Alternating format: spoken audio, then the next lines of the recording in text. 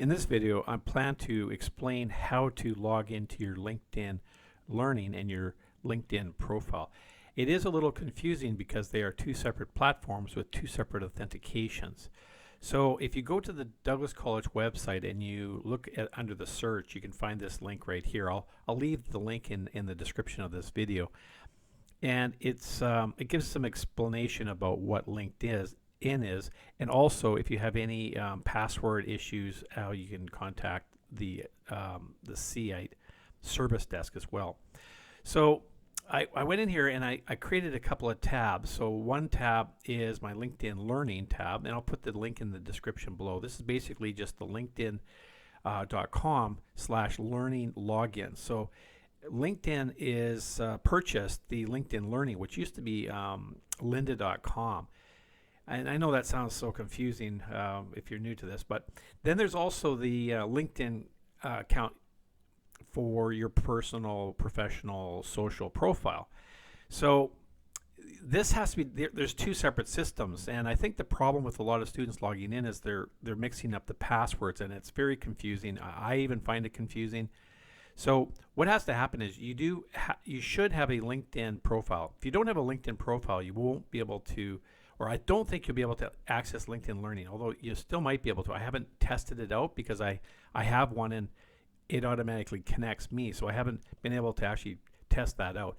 If you're taking one of my classes, you'll definitely need to have a LinkedIn profile anyway, so you go in and create that account because you'll need to collect badges for completing the courses as part of your assignments for the CSIS 2200 course.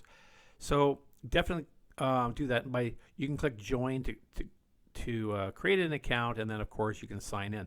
Now when you sign in, you probably sign in with your personal email. So I've got this is my email account right here, and it is and then I've got my password for my personal password for my LinkedIn profile, and which is set up for LinkedIn, but I need that password for my Douglas College account, and I think that's where the confusion is. I think a lot of students are trying to hack at this, and some get in, some don't.